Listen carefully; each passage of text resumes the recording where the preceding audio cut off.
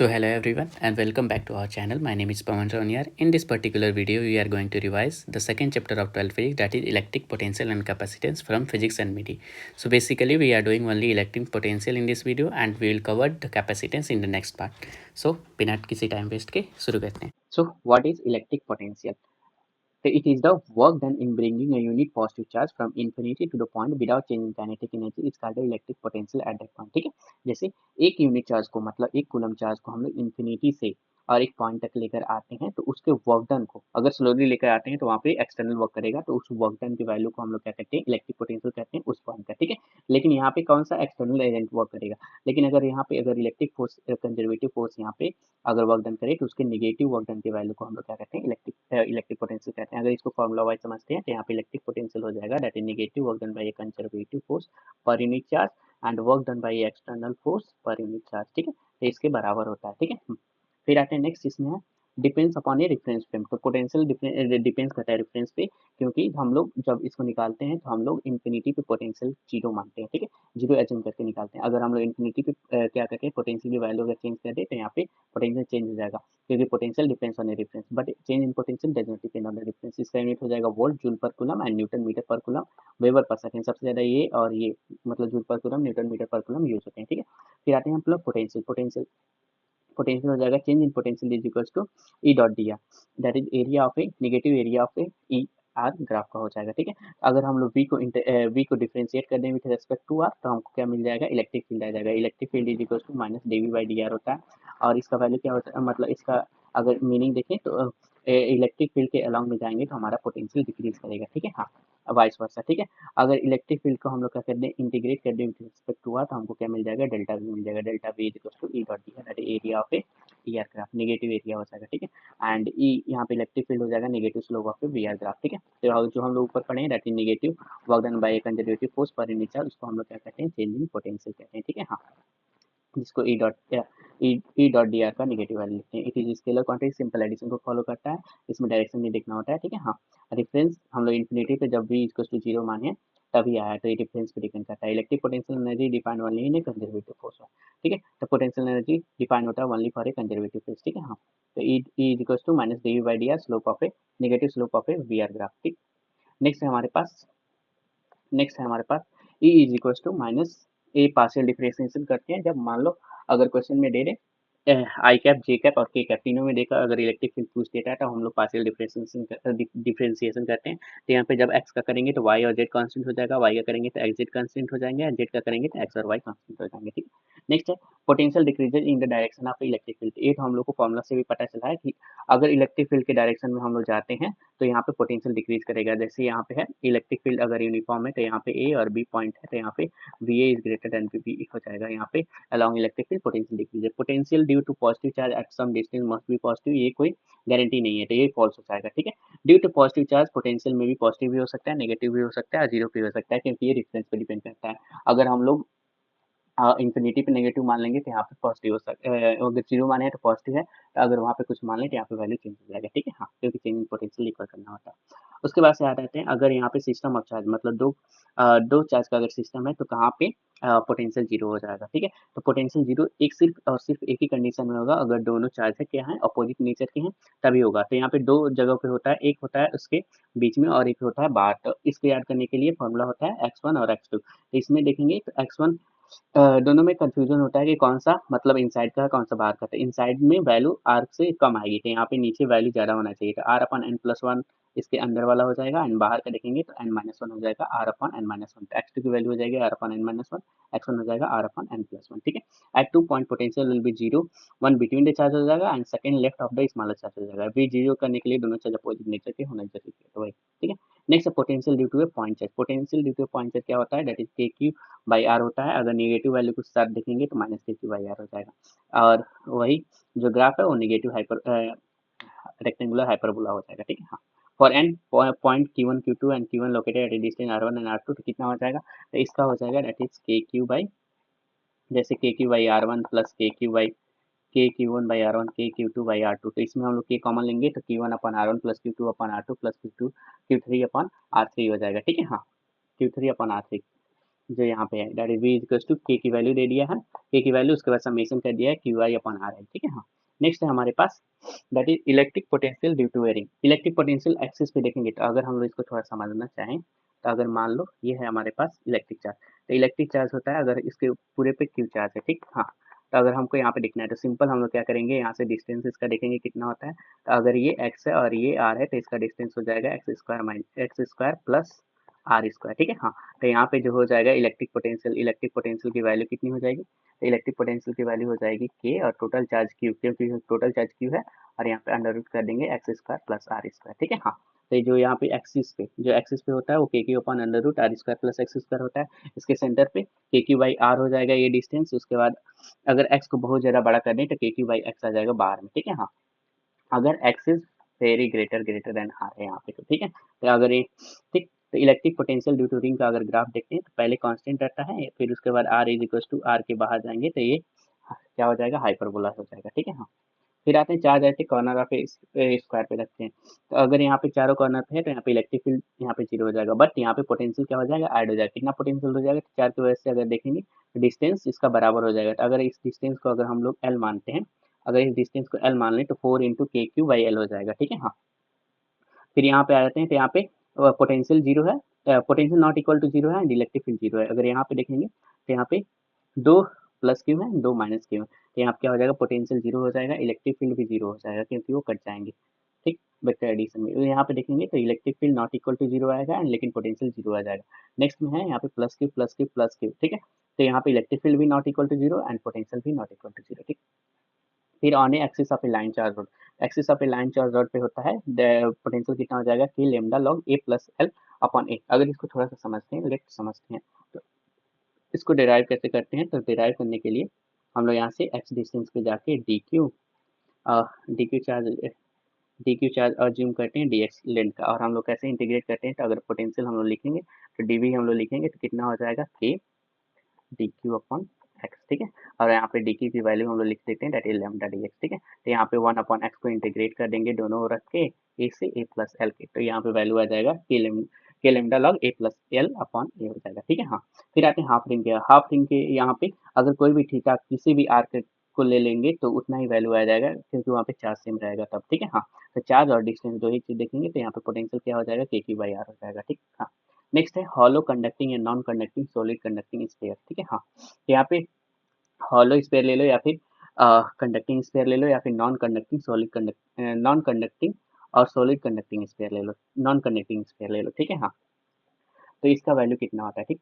हाँ, तो इसमें देखते हैं तो हम लोग इलेक्ट्रिक फील्ड एंड चार्जेस में पढ़े थे कि इनसाइड ए हॉलो स्फीयर क्या होता है, इनसाइड क्या होता है, जीरो होता है। ई इनसाइड जीरो मतलब क्या होता है, यहाँ पे चेंज इन पोटेंशियल क्या हो जाएगा, ई इनसाइड जीरो मतलब पोटेंशियल यहाँ पे कांस्टेंट हो जाएगा, ठीक है, चेंज इन पोटेंशियल जीरो आएगा, ठीक है। हाँ, तो यहाँ पे कितना होता है, अगर यहाँ पे क्यू चार्ज है, तो अगर यहाँ पे क्यू चार्ज है तो यहाँ पे कितना सेंटर पे कितना हो जाएगा, K Q by are, surface पे कितना होगा, के क्यू बाई कैपिटल आर, यही इनसाइड भी होगा के क्यू बाई आर, ठीक है। हाँ, बी एट ओ पॉइंट पे कितना होगा, जो डिस्टेंस है K Q by small R हो जाएगा and B at point C कितना हो जाएगा, के क्यू बाई आर यानी सेंटर पे, ठीक। तो इसका अगर देखेंगे तो आर ए पहले कांस्टेंट रहेगा के क्यू बाई आर, फिर इनवर्सली प्रोपोर्शनल हो जाएगा जो डिस्टेंस हम लोग जहाँ पे निकालेंगे यहाँ, ठीक है। हाँ, फिर हमारे पास नेक्स्ट है solid non conducting sphere. Solid non conducting sphere में हम लोग को बहुत याद रखना, मतलब मेजरली याद रखना पड़ता है कौन सा, ये सेंटर वाला, ठीक है, क्योंकि सरफेस और outside same as the hollow sphere हो जाएगा K Q by R and K Q by small R, ठीक है। हाँ, लेकिन यहाँ पे अगर सेंटर पे देखते हैं तो 3/2 टाइम्स हो जाएगा, 1/1.5 टाइम्स हो जाएगा, 3/2 के क्यू बाई आर हो जाता है, ठीक है। हाँ, के क्यू बाई आर हो जाता है।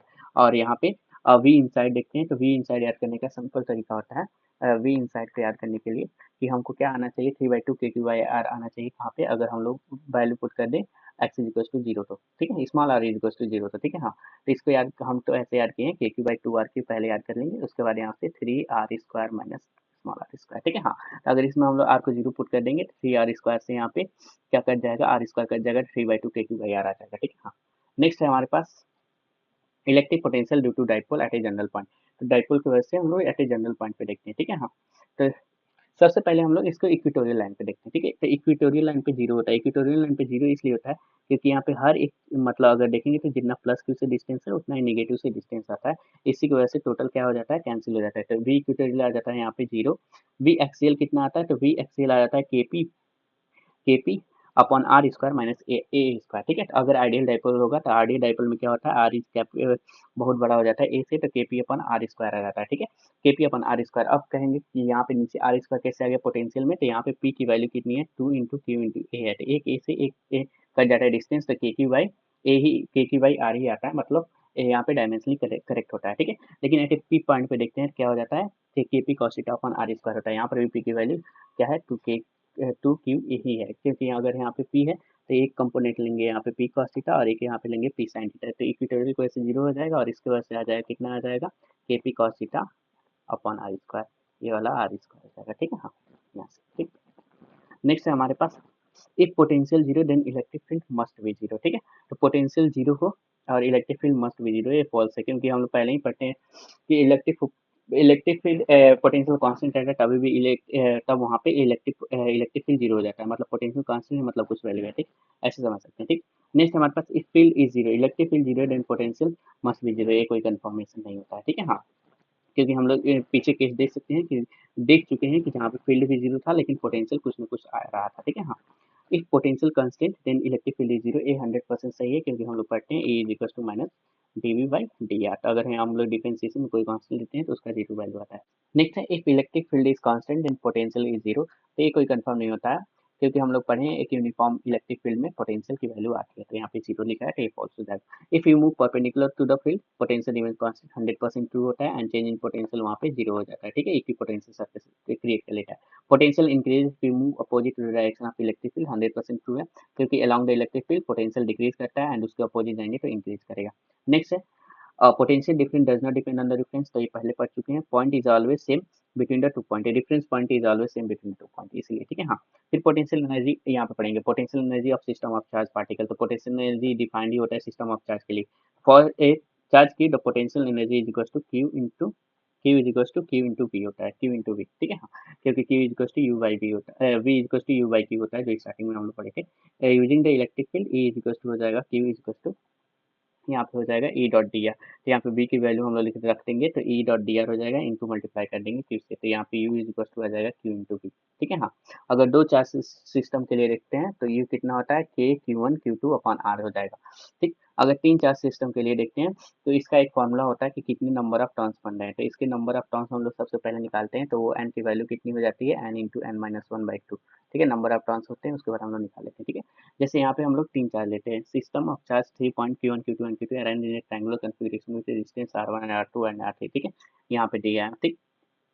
अब हमको potential energy of a system निकालना है, तो कितने टर्म बनेंगे, three into three minus one two, three into two six upon two, यानी थ्री टर्म्स बनेंगे। अब कौन कौन से बनेंगे, तो के कॉमन ले लिया है, पहले बनेंगे इनका मान लो, तो के Q1 Q2 अपॉन R1 हो जाएगा, उसके बाद से के Q2 Q3 upon R2 and Q1 Q3 upon R3 हो जाएगा, ठीक है। हाँ, उसके बाद अगर दोनों तीनों बराबर हो जाए तो क्या हो जाएगा, three into K Q square by L लिख सकते हैं, क्योंकि डिस्टेंस सेम है, ठीक है। हाँ, फिर अगर है system of charges four point charges से Q1 Q2 Q3 and four, तो ये बेसिकली ये कह रहा है कि ऐसे एक स्क्वायर है,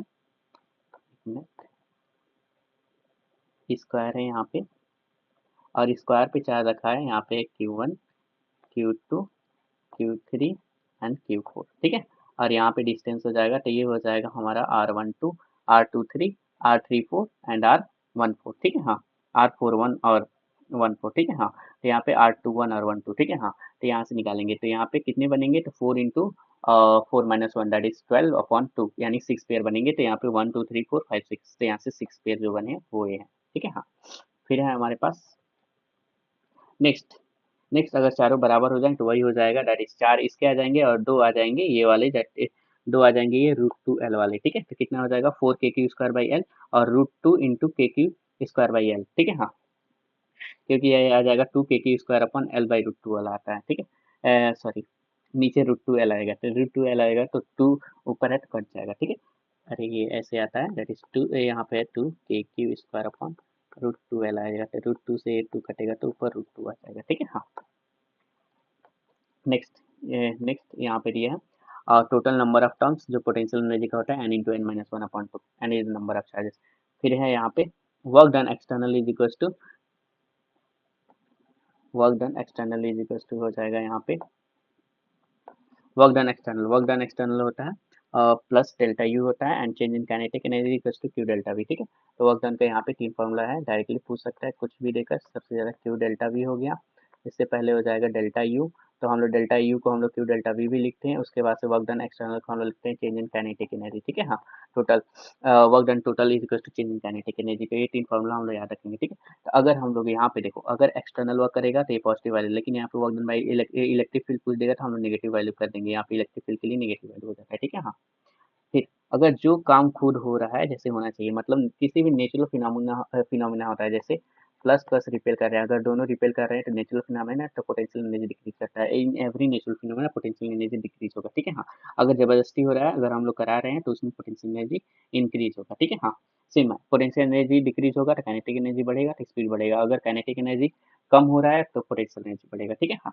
फिर आते हैं यहाँ पे potential surface of a conductor, surface of a conductor के सरफेस ऑफ कंडक्टर पे अगर इलेक्ट्रिक फील्ड की वैल्यू देखते हैं तो सिग्मा अपन इप्सिलॉन नॉट आता है। अब ये उस सिग्मा अपन इप्सिलॉन नॉट नहीं है, चार्ज शीट वाला, ये कैसा है, तो ई इज इक्वल टू है यहाँ पे अगर निकालते हैं तो के, अगर रेडियस आर है तो कितना होता है, के क्यू बाई आर होता है। ठीक है, हाँ, के क्यू बाई आर होता है। तो अगर हम लोग इसको लिखें के क्यू वैल्यू तो कितना हो जाएगा, तो ये होता है 4 pi epsilon naught 1 upon 4 pi epsilon naught. ठीक है, हाँ, आर स्क्वायर होता है, इलेक्ट्रिक फील्ड है ना, तो यहाँ पे आर स्क्वायर हो जाएगा into Q upon R square. तो अगर यहाँ पे देखें तो Q upon 4 pi epsilon naught हो जाएगा सिग्मा, एरिया हो जाएगा क्योंकि एरिया ऑफ स्क्वायर कितना होता है 4 पाई आर स्क्वायर, और यहाँ पे एप्सिलॉन नॉट है, सिग्मा अपॉन एप्सिलॉन नॉट ऐसे आता है। यहाँ पे सिग्मा की वैल्यू कितनी है, Q upon 4 pi R square. ठीक है, हाँ।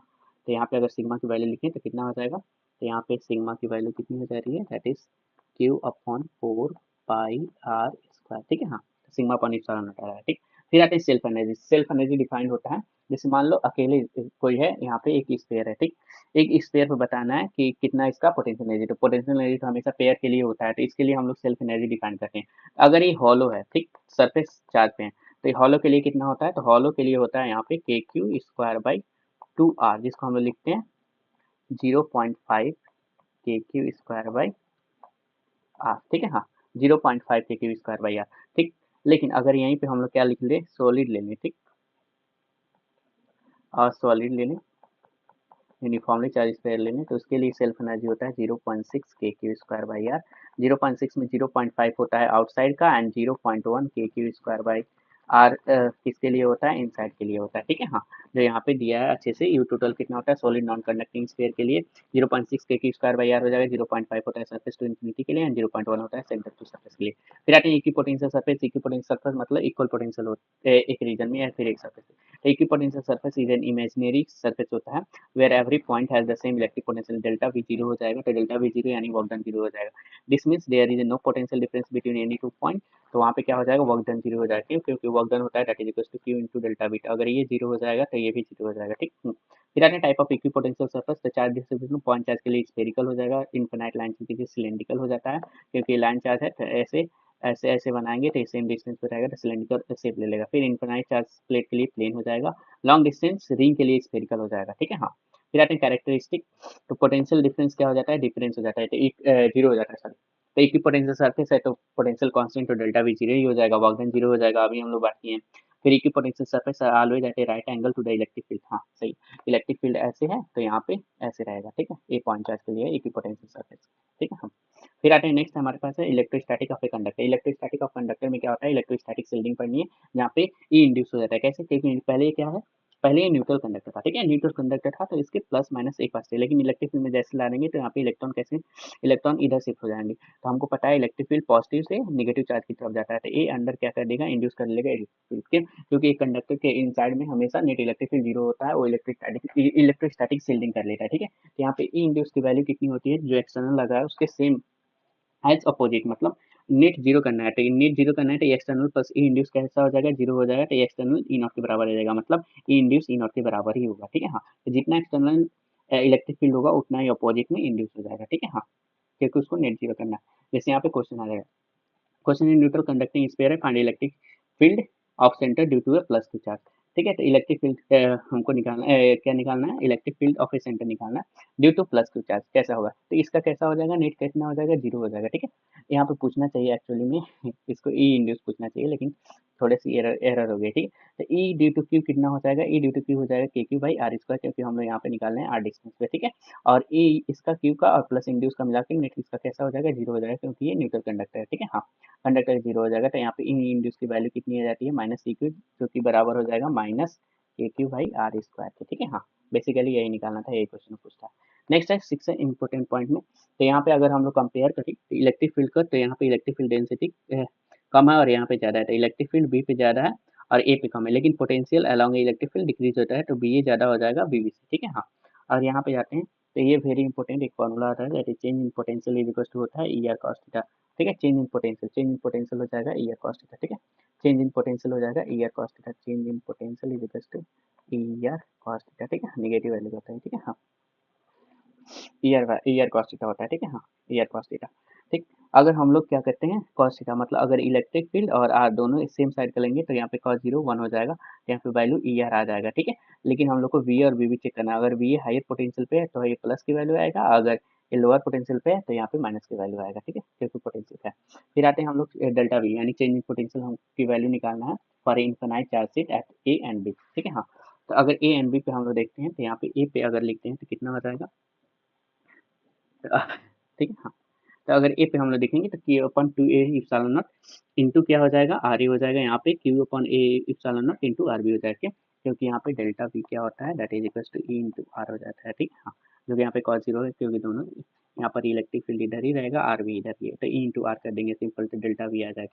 ठीक है, तो वी बी माइनस बी ए कर देंगे। ठीक है, वी बी माइनस बी ए, तो इसका इलेक्ट्रिक फील्ड तो इंडिपेंडेंट होता है किसका, रेडियस के, तो ये किस पे डिपेंड करेगा, तो आर बी और आर ए पे डिपेंड करेगा। तो Q upon two A epsilon naught इसका इलेक्ट्रिक फील्ड हो गया and R B minus R A हो गया। ठीक, तो डेल्टा बी इक्वल टू आ गया, that is equal to sigma upon two epsilon naught R B minus R. ठीक है, हाँ, फिर नेक्स्ट हमारे पास find potential difference between two concentric sphere.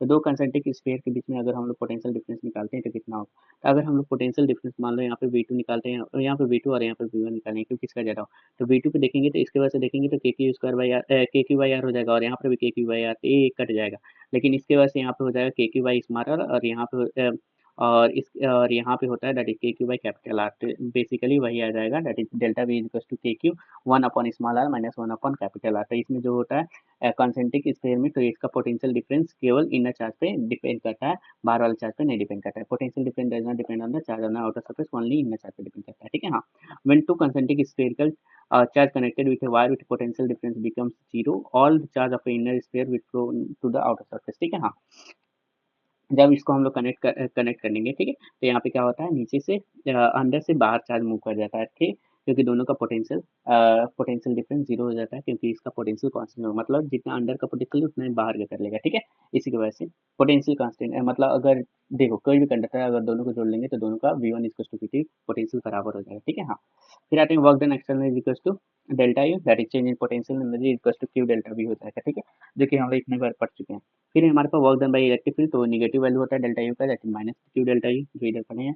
If external force absent हो जाएगा, we can apply CME conservation of mechanical energy निकालने के लिए। तो इसमें बेसिकली क्या पूछता है हम लोग को, या तो वी पूछेगा वेलोसिटी या फिर रेडियस पूछेगा। ठीक है, हाँ, रेडियस पूछेगा। ठीक है, रेडियस नहीं डिस्टेंस पूछता है। तो यहाँ पे काइनेटिक एनर्जी होता है that is Q into Q delta we, क्योंकि हम लोग पढ़े हैं that is work done is equal हो जाएगा change in kinetic energy, and work done को हम लोग क्या लिख सकते हैं, क्यू डेल्टा वी लिख सकते हैं। ठीक है, यहाँ पे काइनेटिक एनर्जी को क्यू डेल्टा वी लिख सकते हैं। ठीक है, हाँ, नेक्स्ट पॉइंट है electric field inside conductor is zero false, क्योंकि ये इनकम्प्लीट स्टेटमेंट है। कंप्लीट स्टेटमेंट इसका क्या हो जाएगा, कंप्लीट स्टेटमेंट हमारे पास ये होगा, electric field inside isolated conductor where matter is present is always zero, वहाँ पे ऑलवेज जीरो होता है। ठीक है, हाँ, आइसोलेटेड कंडक्टर है और मैटर जहाँ प्रेजेंट होता है वहाँ पे इलेक्ट्रिक फील्ड जीरो होता है। जैसे यहाँ पे बात करें अगर ठीक कंडक्टर का, तो यहाँ पे चार्ज क्यू है इनसाइड प्लस क्यू, तो ए पे electric field not equal to zero, लेकिन बी पे क्या हो जाएगा, जीरो हो जाएगा, क्योंकि यहाँ पे मैटर प्रेजेंट है, और ई इज इक्वल टू सी यानी आउटर पे नॉट इक्वल टू जीरो होगा। ठीक है, हाँ, जब यहाँ पे हम लोग ये जो 4 पॉइंट है हमेशा याद होना चाहिए, क्योंकि इस पर डायरेक्टली क्वेश्चन पूछता है, तो ये बस रट्टा मार वाला है। When two conducting sphere are connected connected with the wire, जो कि कंसेंट्रिक नहीं है, तब क्या होता है, तो जैसे ही दोनों को कनेक्ट करेंगे, दोनों का V1 इक्वल्स टू V2 यानी पोटेंशियल सेम हो जाएगा। तो पोटेंशियल सेम हो जाएगा। उसके बाद final charge is directly proportional to radius, ये हम लोग पहले का पढ़ चुके हैं कैसे होता है, that is equals to Q। अगर Q1 का डैश निकालना है तो कितना हो जाएगा, that is Q1 plus Q2, and ये टोटल चार्ज हो गया। एंड किस पे डिपेंड करेंगे, तो Q1 है तो R1/R1 प्लस R2 हो जाएगा। ठीक है, हाँ। तो यहाँ पे that is charge, final charge is directly proportional to radius हो जाता है, पोटेंशियल सेम हो जाता है। Surface charge density that is sigma is inversely proportional to radius हो जाता है, and electric field is inversely proportional to radius and directly proportional to sigma. ठीक है, हाँ।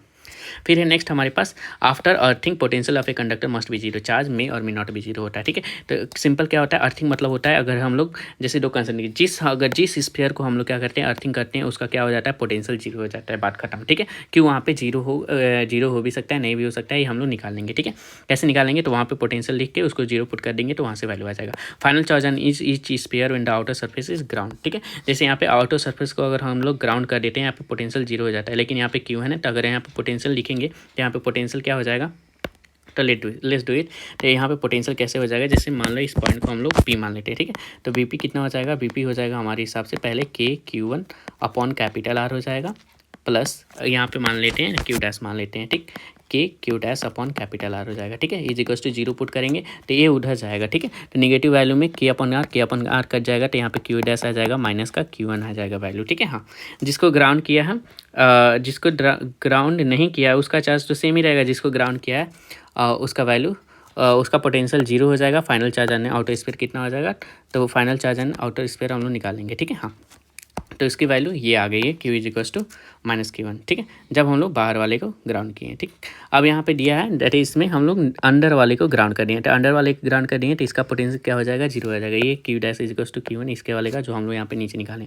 यहाँ पे है दैट अंडर वाले को जब हम लोग ग्राउंड करेंगे तो अंडर का पोटेंशियल जीरो हो जाएगा। तो यहाँ पे हम लोग ये Q1 डैश माने हैं, तो Q1 डैश कितना आया, ये इतना आया, कैसे आया, तो यहाँ पे जिसको जीरो किए हैं वहाँ पे पोटेंशियल की वैल्यू लिख के जीरो क्या करेंगे, पुट कर देंगे। ठीक है, जैसे अगर हम लोग यहाँ पे P मान लेते हैं इस समय, तो Vp कितना हो जाएगा, तो अंडर Q1 की वजह से कितना Q1 डैश हो जाएगा, तो Q1 डैश की वजह से कितना आएगा, Q1 डैश अपॉन R आ जाएगा। ठीक है, Q1 डैश अपॉन R आएगा, plus Q2 upon capital R आ जाएगा। ठीक है, तो K से K खत्म हो जाएगा और ये उधर जाएगा, तो यहाँ से Q1 डैश की वैल्यू कितनी आ जाएगी, minus Q2 upon R into small r। ठीक है, हाँ। तो इतनी वैल्यू आ जाएगी। ठीक है, हाँ, जो कि यहाँ पे आई है।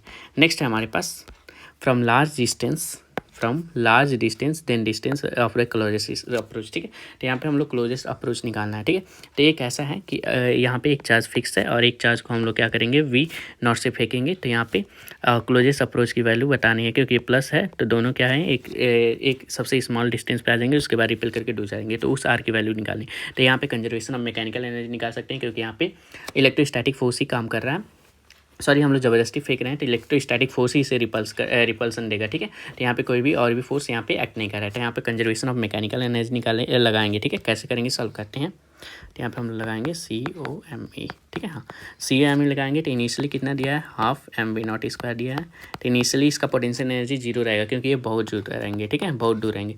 अगर फाइनल देखेंगे तो इसका क्या हो जाएगा, यहाँ पे जाके रुक जाएगा। ठीक है, फिर उसके बाद से दूर जाएगा, तो रुक जाएगा, तो काइनेटिक एनर्जी जीरो एंड पास रहेगा। तो इसको हम लोग क्या लिख सकते हैं, अब potential energy K capital Q small q upon ये R डिस्टेंस, यही हमको R डैश निकालना है।